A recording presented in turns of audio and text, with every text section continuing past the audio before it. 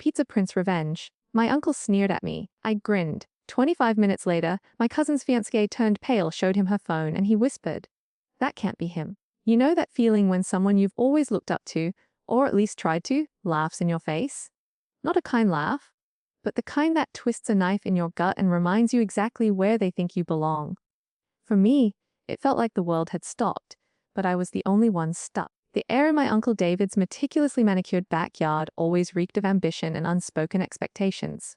It was a chaotic symphony of forced smiles and clinking glasses, all bathed in the fake warmth of string lights, when the familiar sting of being underestimated again hit me like a physical blow. My name is Leo Maxwell, I'm 29. And yeah, for a while, I delivered pizzas. But that's not even half the story. Not close. See, to truly get it, to feel that punch, you need the full picture. I grew up in a family that didn't just have opinions, they were opinions. The kind where everyone's a life coach, whether you asked or not, especially at family gatherings. These weren't cozy nights with board games and pie. This was a battleground of sharp elbows, bragging rights, and subtle power plays disguised as concern. My dad, before he passed, used to call it competitive kindness, as in, "Oh, we love you, but just so you know, we're doing better." After he was gone, his calming presence vanished, and I felt like an outsider, especially around Uncle David Thorne. He's my father's younger brother, the kind of guy who peaked in his mid-30s and hasn't stopped reminding everyone. He owned a small chain of auto shops and genuinely believed he was the next Mark Cuban. His kids, my cousins, went to state schools, but you'd think they were Ivy League based on his constant boasting. Family barbecues were essentially his personal TED Talks. Then there's my cousin, Liam Jensen, Uncle David's golden boy, tall, smug, with perfectly gelled hair. He's 31, works for a mid-tier insurance company, but acts like a Wall Street titan. We were close once, as kids, until he figured out stepping on people got him further than helping them. He's the type who'd flash a fake smile while pocketing your wallet. So, when Liam announced his engagement to Clara Hayes, and the party was at Uncle David's house, I almost didn't go. But my mom, bless her heart, really wanted me there. She said she didn't want people speculating about me. I knew what she meant. For the past 3 years I'd been quiet, kept a low profile, rarely posted online, skipped events. And yeah, I let them believe whatever they wanted. That I was still delivering pizza. That I hadn't found my way. That I was just coasting. That night I parked a few houses down, avoiding the parade of luxury SUVs lining Uncle David's driveway. I walked in wearing a clean, simple button-up and jeans. Nothing flashy, just enough to blend.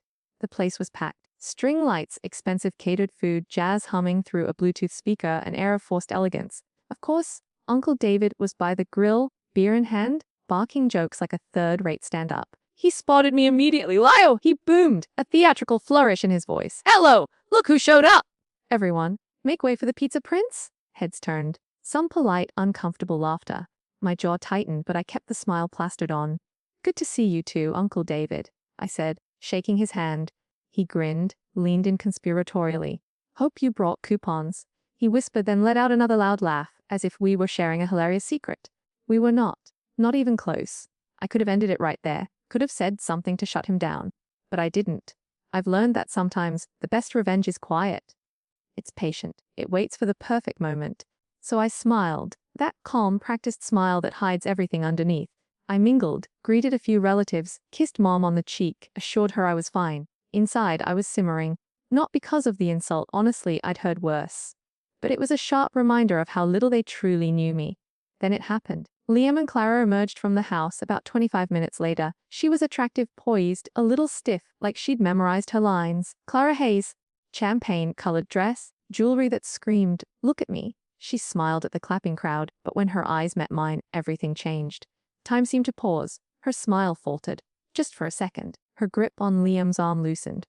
Her pupils darted back to me, narrowing slightly, before she pulled out her phone. She tapped, stared at the screen. Her face went pale. She nudged Liam, showed him. He blinked, frowned, looked at me, then back at the phone, then back at me. The music played on. People talked. But something in the air shifted, like a storm brewing that no one else could see yet. I took a slow sip of my drink, leaning against the patio railing, watching, waiting. Because I knew exactly what she had Googled, and what would happen next. A silent wave of tension rippled through the backyard. Not directly, but the glances started, the subtle shifts in posture. Liam kept looking at me, eyes narrowed, as if I was a puzzle piece that no longer fit. I didn't move. I just watched. Clara whispered something to him, excused herself, and retreated inside. Liam looked stunned for a moment before following, not even bothering to hide it. A few people noticed, including Uncle David, tilting their heads in confusion. He muttered something to a buddy. They laughed, probably another joke at my expense. But the atmosphere was definitely changing. Still, I said nothing, just let it all simmer, someone going pale, whispering, and walking away as if they'd seen a ghost would normally spark curiosity, if not concern. But not in this family. No one asked how I was doing, what I'd been up to, or if I was alright. They simply resumed their program, making small talk as if I were a supporting character in someone else's highlight reel. A few minutes later, I went inside for another drink. That's when I spotted Liam and Clara huddled in the hallway near the guest bathroom. Liam's face mirrored Clara's earlier disbelief. His voice was low, but I caught the end of a sentence as I walked by. That cannot be him. He was delivering. Pizzas, for God's sake! Clara just shook her head. It's him, she explained. It's definitely him. I continued walking, pretending I hadn't heard a thing, my heart pounding, but my face calm, cool, collected. The kitchen was empty, thankfully. I grabbed a soda, drank it slowly, breathing deeply, grounding myself. Because I knew what was coming, it wouldn't be dramatic at first. No screaming, no thrown drinks, not how this family operated. No, this was going to be slow, controlled, manipulative. Death by 1,000 smiles. I didn't have to wait long. By the time I got back outside, things had subtly, disturbingly changed. People I'd known my entire life were now giving me these curious, slightly forced smiles.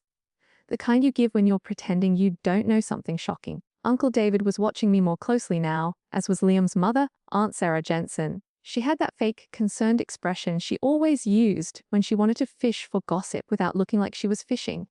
I leaned against a post near the string lights, done with mingling. Then Liam approached. He didn't look smug anymore. He looked perplexed and irritated, as if I had duped him and needed to explain myself. "Hey," he said, his voice tight. "Hey." He glanced around, lowered his voice. "So, could you explain what this is?" He held up his phone. The screen displayed a Forbes article. Not a huge feature, just one of those side stories they run on aspiring entrepreneurs. But my face was there. My name. My company. The bare bones of the story. I shrugged. "You searched for me on Google." "I guess you found out." He seemed irritated. "So, what? You've just been sitting on this, making everyone think you're still a broke delivery guy?" "Letting?" I repeated. I didn't exactly correct anyone, but I never said I was broke. He laughed, a quiet, humorless sound. "You're unbelievable. I get that a lot," I replied, taking another sip of soda. "Do you know what this looks like?" He snapped. "Like you're trying to make us look stupid?" "You didn't need my help with that?" His jaw tightened. Clara freaked out. She said, "You attended a tech conference with Tim Cook last year?" "What?" I tilted my head, pretending to think. "Oh yes, that was fun. The guy's weird in person." "You're messing with me," he growled. "No, Liam, I'm really not." Uncle David then joined the party. "Is everything all right here?" he inquired, stepping between us like a referee, except he didn't seem concerned. He seemed curious, calculating, as if he just caught the scent of something juicy and expensive. "Everything's fine," I said before Liam could respond. Uncle David gave me a long look. "Heard there's some kind of mix-up going on," he said, smirking. "Didn't realize you were the big tech guy now, Leo." I shrugged. I don't often bring it up. Doesn't really fit with the overall pizza delivery image. He laughed. This time, it wasn't mocking. It was probing. "You've been pulling a fast one on us all this time, huh?" "Nope," I replied calmly. "You just never asked." That night should have ended there. Of course it didn't. The story had only just begun to unravel as Clara and Liam shared their version of what they'd discovered online. The rest of the family started digging too. One, cousin Connor Thorne, discovered an old Bloomberg interview. Another found my name listed as the founder of a startup recently valued in the low 8 figures. And when they saw photos of me at summits in suits, shaking hands with people they'd only seen on television, the mood changed. Suddenly, I wasn't a failure. I was the unknown variable. They weren't sure what to do with me anymore, and that's when the masks finally came off. The next morning, my mom texted me. She said Uncle David had called her. He wanted to catch up properly and discuss business. I laughed, didn't respond. But the calls started coming. Aunt Sarah, cousin Connor, even Liam, who left a strangely polite voicemail asking if I wanted to grab lunch sometime. I said no to each of them. I assumed that would be the end of it, but they couldn't let it go. A few weeks later, a wedding invitation arrived in the mail. Liam Jensen and Clara Hayes. Formal attire. No +1. Strange, but whatever. I hadn't planned on going. I set it aside. 3 days later, a handwritten follow-up note from Aunt Sarah, dripping with fake sweetness. We'd love to have you there, Leo. Perhaps you can finally share some of your projects with your family. Everyone is incredibly proud of you. I crumpled and tossed it. Then my mom called again. Her voice was quiet, almost a whisper, like she didn't want to be overheard. Leo, she asked, do you know what they're planning? No, and I don't want to. She paused. They've been telling people that you're funding the wedding. I froze. What? They're telling everyone you offered? That it was your way of showing gratitude to the family, that you want to reconnect. My blood ran cold. I hadn't spoken to Liam since that night. I hadn't made a single offer. I hadn't even RSVP'd, but they were using me, my name, my money, to elevate their position. That wasn't simply entitled. It was a betrayal. My heartbeat pounded in my ears as Mom continued. And they've been hinting that you're going to speak at the reception, that you're going to give some big speech about family and success and second chances. I hung up. That night, I stared at the ceiling for hours, replaying everything. The lies, the manipulation, the phony kindness, the years of dismissal followed by an unexpected desperation. They hadn't changed, they just recalculated. And they assumed I'd play along. They believed they could weaponize my success, the same success they'd mocked when I was broke, tired, and delivering pizzas in the rain. They believed they could once again exert control over me. That's when I made my decision, not out of spite or pride, but because some people learn the hard way. I started making calls. I didn't get much sleep that night. Not because I was angry, though I was, but because something deeper within me had shifted. That moment when my mother told me they were using my name to fund their image, it broke something. Not a dramatic fall to the floor, but a quiet shattering, a realization I'd been avoiding for years. I'd never felt truly part of this family, at least not in the way they claimed. Deep down, I think I always knew. I just kept hoping things would get better, that if I worked hard enough, succeeded big enough, they'd finally see me. Not as the underachieving kid whose father died too young, not as the pizza guy, not as a cautionary tale, just Leo. But hearing they'd created an entire narrative around me, without my knowledge, for their own gain, it cut through everything. No more hoping, no more waiting. I needed to make a choice, play along to keep a false peace, or finally step back and take control of my own story. That's when the calls began.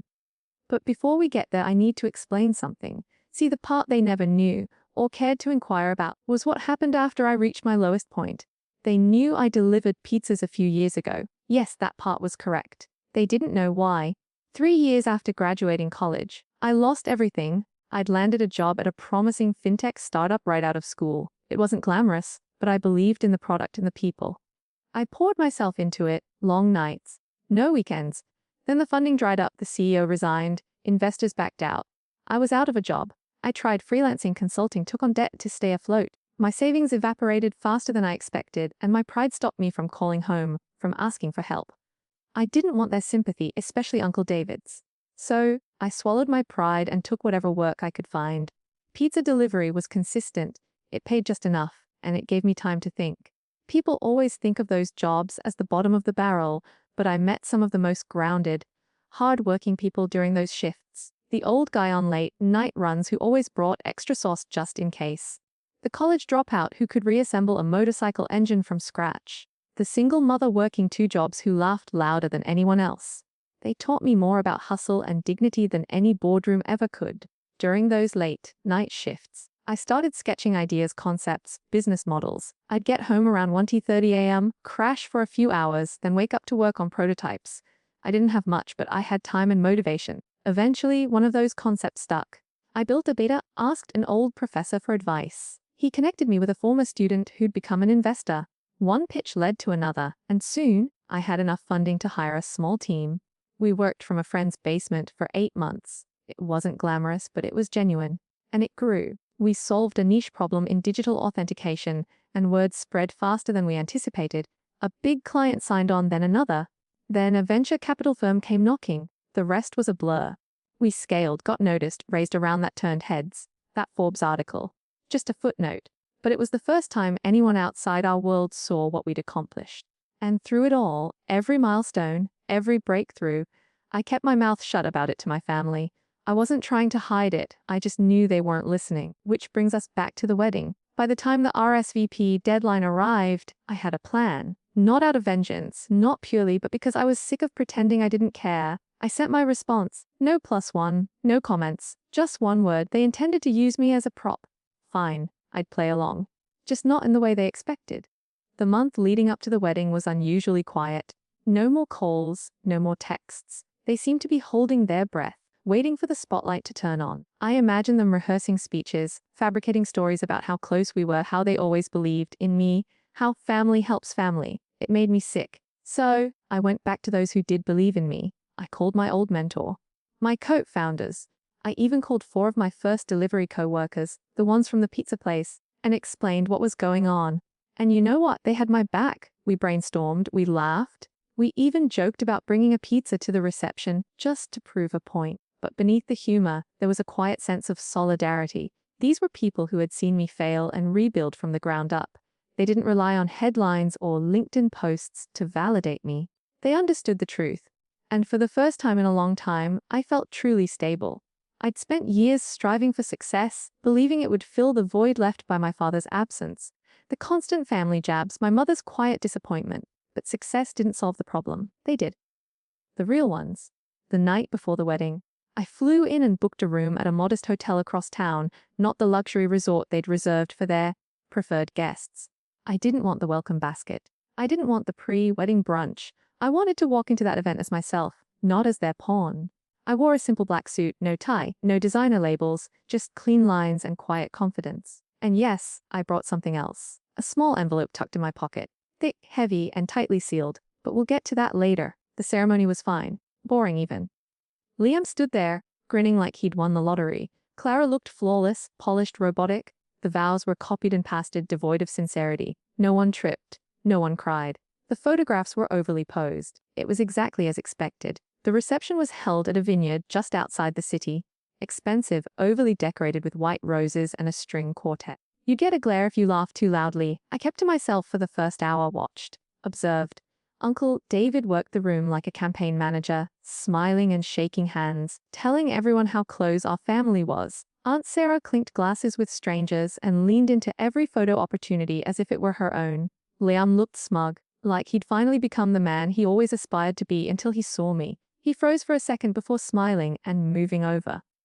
Leo, he said, arms open as if we were old friends. Liam, glad you could make it? He said, really glad. I wouldn't miss it. He glanced around nervously. Hey, listen. Just to clear the air, I didn't intend for things to get weird after the engagement party. I believe there was some miscommunication. Miscommunication? I echoed. Like telling people I was funding your wedding. His smile wavered. Look, that wasn't me, okay? That was Mom and Dad's attempt to make the family look good. You know how they are? I nodded slowly. You're not mad, right? He asked, his voice low. Because we could use a moment like this. It's good optics for both of us. Win-win. That's when I realized he still didn't understand. He still saw me only as a story to tell, a success to build on. I moved a step closer. Don't worry, Liam, I replied. I've got something special planned. His eyes lit up, believing I had finally given in. Really? Really?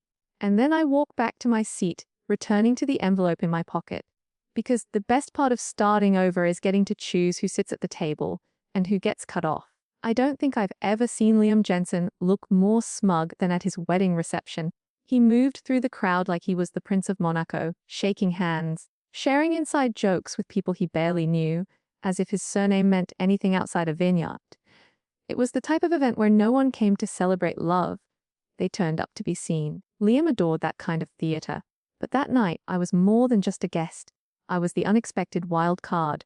The envelope in my inside jacket pocket felt heavier by the minute. Not because of its physical weight, which wasn't light, but because of what it symbolized. Inside were carefully printed documents, bound in a crisp band and tucked into a thick paper sleeve with a simple logo. No frills, no drama. But they'd caused both. The best part, I hadn't come alone. That's something no one in my family had ever thought to ask. Who can I trust? For them, trust was a transaction. You trusted people who could give you something, aligned with those who improved your image.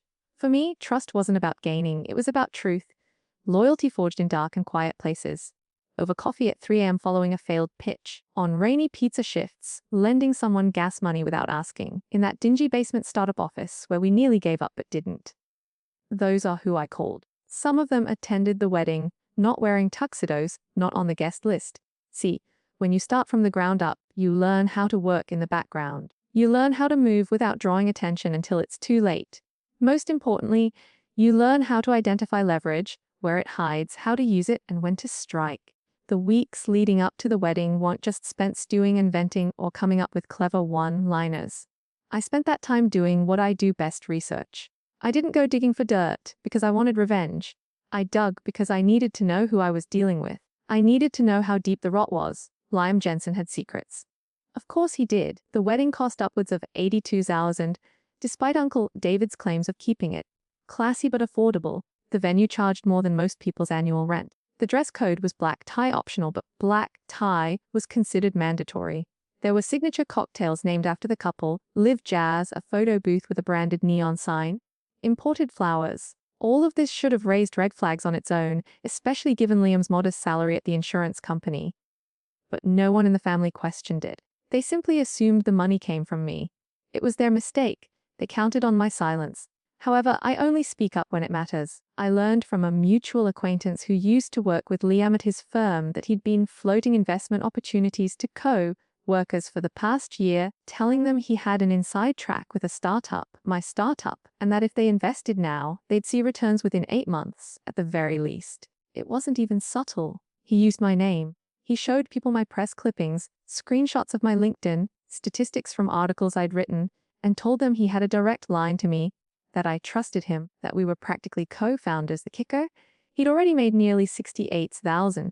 It wasn't enough to cover the entire wedding, but it gave him enough leeway to book vendors and pretend he was paying out of pocket.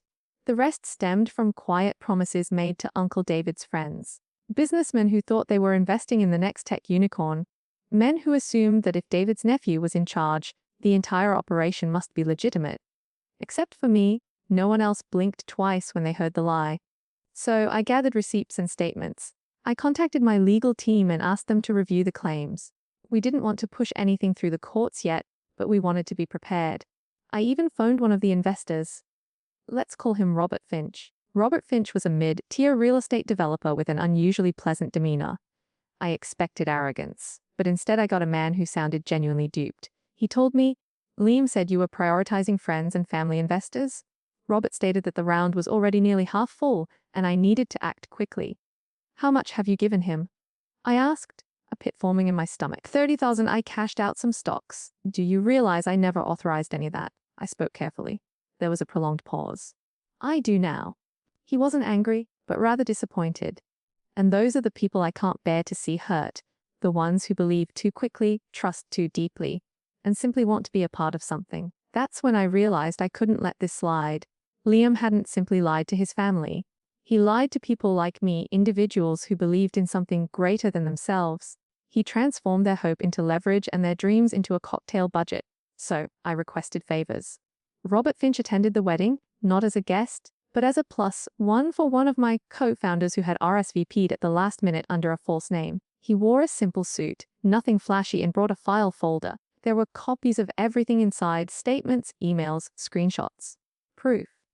We weren't going to start a war that night, but we were going to lay a landmine, and the envelope in my jacket pocket wasn't for Liam. It was for Uncle David. Because while Liam was telling lies, David was spreading them. He was the one calling around after the engagement party, implying that Leo was going to set the family up for life. The one informing Aunt Sarah that I was working on a family trust. The one who told his friend group that I had agreed to consult on their businesses as a favor for family. He weaponized my silence just as Liam did.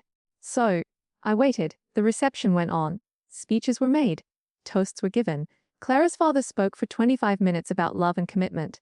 Uncle David delivered a boisterous speech about family legacy and ambition, mentioning twice how proud he was of his nephew, the entrepreneur. I clapped along with everyone else. Liam then took the microphone. He delivered a brief, rehearsed speech about meeting Clara, falling in love, and how she'd transformed his life. There was laughter, a few awes, and a brief pause that allowed tension to build. Then he said it.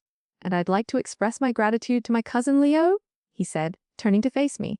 "Most of you recognize him as the mastermind behind Signalbox. And let's just say that his support has been incredible. We wouldn't be here without him." The room applauded. I did not. I stood up calmly, quietly, and walked across the room to the head table. Uncle David smiled like a man about to receive a paycheck. I paused beside him and took out the envelope. For you, I replied, sliding it across the table. He blinked. What is this? I leaned in. Proof. Then I turned to walk away. No drama, no mic drop, no shouting. But I could feel eyes following me. David opened the envelope. I didn't need to see it. I knew as soon as he read the first page. His face had lost its color. He flipped through the stack quickly, desperately. Liam leaned over, attempting to read. David slapped his hand away. Clara looked perplexed. Aunt Sarah seemed concerned. Robert Finch watched from across the room, arms folded. And me. I walked outside and breathed in the cool night air. Because revenge isn't always loud. It's the moment they realize the game has ended, and you've already left. The sound of string lights buzzing overhead and champagne glasses clinking behind me faded as I stepped outside into the vineyard's night air. The silence out there was too peaceful for the detonation that was about to happen inside. I stayed outside for a few minutes, just long enough for the envelope to truly sink in. I didn't need to see the first explosion. That wasn't the point. I'd already seen how Uncle David reacted when something didn't fit into his story. This time, he wouldn't be able to charm his way out. No backhanded jokes. No manipulation. Because this time I had left nothing to interpretation. The packet I handed him contained more than just vague proof. It was a complete portfolio. Every fraudulent claim Liam had made, every false promise signed in my name, every lie told by David to gain business clout in his own social circle. My attorney had even sent a polite letter in clear professional language. This is not a formal cease and desist order, nor is it a notice of legal action. However, if Mr. Leo Maxwell's financial misrepresentation and defamation continue after the date of delivery, or if Mr. Maxwell is found to have suffered additional reputational damage as a result of Mr. Liam Jensen's false claims, our firm will send you additional legal correspondence. It was elegant, undeniable, irrefutable. By the time I returned inside, I didn't need to say anything. I could see it on their faces. Liam was pale and sweaty, his arm tightly wrapped around the back of Clara's chair, which was now visibly leaning away from him. Her parents stood off to the side, whispering, their expressions shifting between confusion and dawning horror.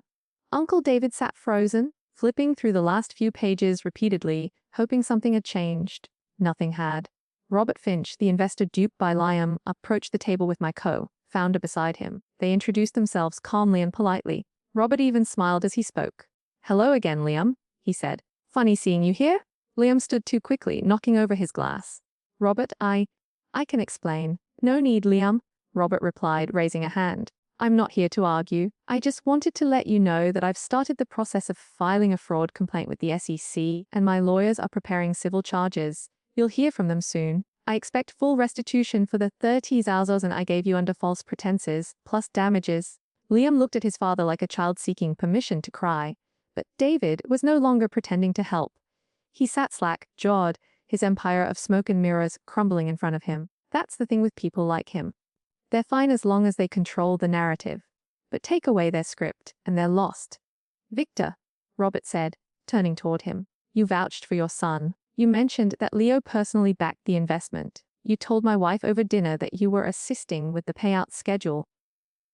David opened his mouth, but no sound emerged. "Don't worry, Victor," Robert said. "You'll receive a copy of the filing, just a formality." The room was silent, no music, no chatter. Even the wait staff paused at the edge of the room, as if aware they were watching something both delicate and explosive at once. Then I walked up to Liam. He was sweating now, and his expensive suit did nothing to hide how small he appeared. He opened his mouth, presumably to plead, lie, or spin, but I cut him off with a single raised hand. "I didn't come here to ruin your wedding," I said calmly, firmly. "I came here to stop you from ruining other people's lives." "Woo! You could have simply called me," he stammered. "I did," I responded. "You ignored me. Then you lied about me. Then you tried to profit from me."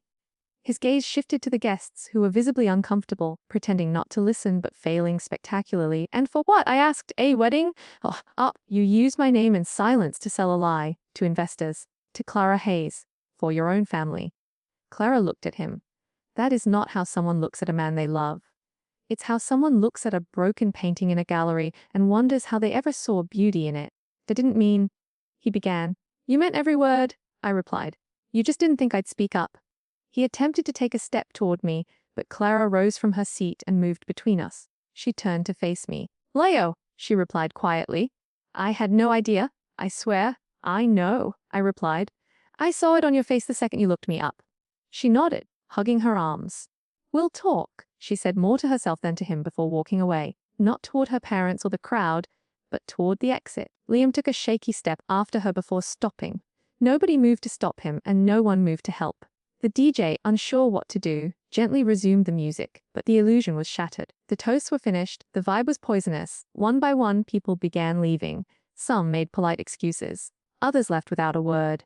A few gave me quiet nods of understanding as they passed, though no one dared speak to me out loud. Not now. Within 45 minutes, the wedding reception was down to a few awkward relatives and Uncle David, now sitting at a corner table, alone, defeated, staring into his untouched glass of whiskey. I walked by him once more, pausing just long enough for him to register me. You brought this on yourself, I said. I kept my distance for years. You just wouldn't leave well enough alone. You humiliated us, he said bitterly, his voice low. No, I replied. You humiliated yourselves. I just stopped covering for you. I didn't wait for a response. There wasn't going to be one. The next week, things moved quickly. Liam was placed on leave at his insurance firm the day after the wedding. By Friday, he was fired. Turns out, someone had leaked the wedding incident to the company's legal team. Between the active fraud investigation and the potential lawsuit from Robert Finch, they couldn't afford to keep him. His employee bio vanished from the website overnight. Clara moved out of their shared apartment by the end of the month. I didn't talk to her again after the wedding, but I got a thank you card in the mail a few weeks later. There was a simple note inside. Thank you for showing me the truth. I almost built my future on a lie. I didn't reply. There wasn't anything else to say. As for Uncle David, his reputation took the biggest hit of all. Turns out the investors he'd been bragging to were less than thrilled when they found out his entrepreneur nephew wasn't backing anything. At least 2 of them pulled out of joint ventures with him within the month. Rumors started to swirl. His name became mud in their business circles. One of his long-running partnerships quietly dissolved. His auto shop franchise is still standing, but not untouched. People talk. Customers listen. The last I heard, he downsized significantly. My mom asked me if I regretted any of it. Not in a judgmental way, just a mother's voice, weary and concerned. I told her the truth. I regret letting it go on for so long. She didn't press after that. I think in her heart she knew it had been a long time coming. Life moved on. My company continued to grow. We landed a government contract 8 months later that nearly tripled our valuation. I hired more people, expanded offices, took care of the team who'd been there since day one. The ones who stood with me when I had nothing but ideas and a mountain of unpaid bills. And I never delivered another pizza again. But sometimes, late at night, I still think about those years. The long shifts, the stares from people who thought they had me figured out, the silence from the people who were supposed to lift me up. And how I survived all of it. Not by shouting, not by proving myself over and over again, but by staying quiet until I didn't. Because sometimes the most powerful thing you can do isn't to scream. It's to smile while they underestimate you, and then watch their whole house of cards come crashing down. What about you? Have you ever had to draw a hard line with family or friends who just didn't get it? Do you think I handled this the right way, or was there another path? Let me know in the comments below. I'm curious to hear your thoughts.